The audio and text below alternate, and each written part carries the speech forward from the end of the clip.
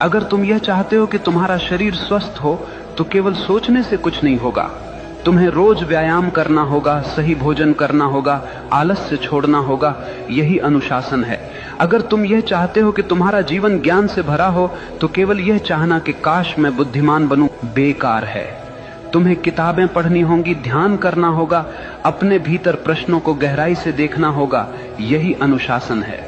याद रखना, चाहत बीज है और अनुशासन उसका पानी। बीज कितना भी महान क्यों न हो, अगर उसे पानी न मिले तो वह सूख जाएगा।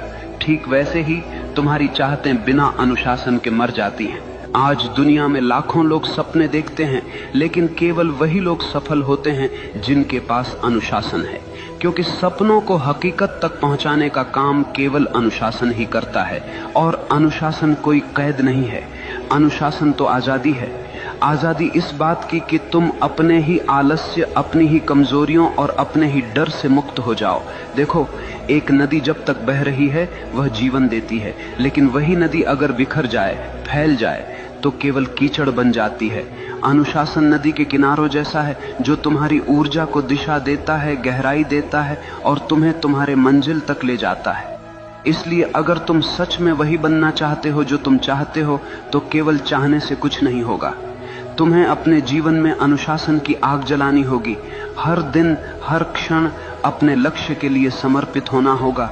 और जब चाहत और अनुशासन मिलते हैं तो चमत्कार होता है। तब मनुष्य वही बनता है जो वह चाहता है। मनुष्य वही बनता है जो वह गहराई से चाहता है। लेकिन याद रखना, यह जीवन कोई खेल नहीं है, यह तुम्हारी चेतना की यात्रा है। अगर तुम अपने भीतर नीच विचार रखोगे तो तुम जीवन को नरक बना लोगे, और अगर तुम अपने भीतर ऊंचे विचार, गहरी चाहत और अनुशासन रखोगे तो यही जीवन तुम्हें स्वर्ग बना देगा। सवाल यह नहीं है कि दुनिया तुम्हारे खिलाफ है या साथ में है, सवाल यह है कि तुम अपने साथ हो या नहीं। अगर तुम अपने विचारों, अपनी चाहतों और अपने अनुशासन के साथ खड़े हो तो दुनिया की कोई ताकत तुम्हें रोक नहीं सकती। याद रखना, भाग्य बाहर से नहीं आता, भाग्य तुम्हारे भीतर से जन्म लेता है। जैसे तुम सोचते हो, जैसे तुम चाहते हो, जैसे तुम जीते हो, वही तुम्हारा भविष्य बनता है।